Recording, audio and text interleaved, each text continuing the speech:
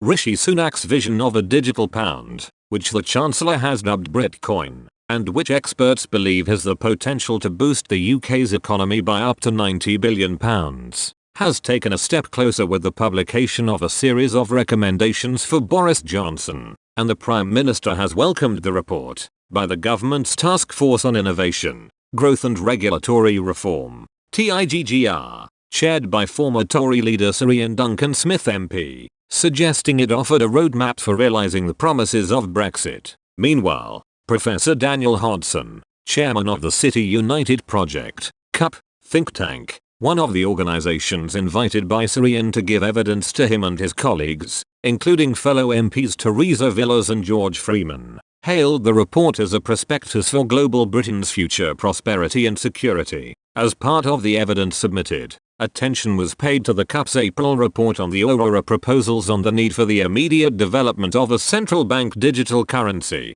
CBDC, or e-pound, which included a total of 24 recommendations related to the city and the UK's financial services industry. The TIGGR report said, there are various models for retail CBDCs that the UK could look to adopt, but in our view, the UK should consider a hybrid model like the one proposed in the City United Project's proposal, whereby the CBDC is a claim on the central bank, with intermediaries on board to handle the retail payments. The involvement of payment services providers would allow for innovation and speed, which would allow the UK to be the first to introduce such a hybrid retail model. Interoperability between the CBDC and other forms of money is essential if we hope to encourage widespread consumer adoption. In a letter to the task force, Mr. Johnson said, I asked you to reimagine, quickly and creatively, the UK's approach to regulation and make best use of our recently rediscovered freedoms. You have more than delivered on that charge,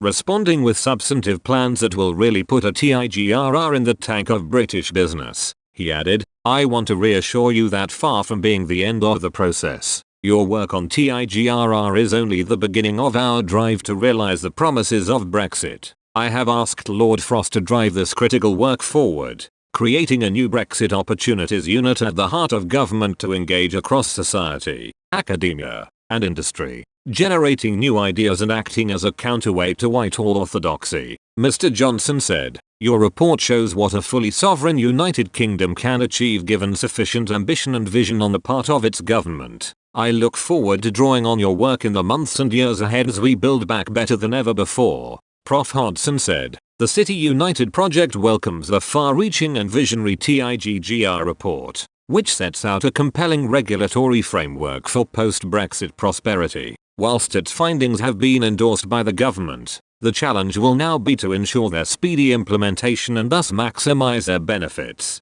CUP submitted 24 recommendations. Its leading call was for a wholesale-based sterling central bank digital currency, and this was specifically mentioned and backed by the task force, clearly supporting the massive geopolitical, economic, regulatory and social benefits of the earliest possible rollout. All of CUP's recommendations were embraced by the overriding regulatory principles set out by the task force, especially the challenge to Britain to take the lead in establishing common law-based international regulatory standards. Prof. Hodson said. He added, the CUP agrees that such top priority initiative should build on the opportunities provided by its world-beating fintech industry and be outcomes-based and principles-based, as well as being sensitive to innovation, competition and proportionality. In short, the TIGRR report represents a prospectus for global Britain's future prosperity and security, but a core theme running throughout the document is the need for speed. Everything else is in place. Now the government must act swiftly and decisively. A central bank digital currency would make electronic money, issued by the Bank of England, available to all households and businesses, without replacing cash and bank deposits. China is already forging ahead with plans for a CBDC by the time of next year's Beijing Winter Olympics, and in April Mr. Sunak suggested Britain would do likewise. A report published in the Financial Times in May suggested such a move could expand the UK's economy by as much as £90 billion.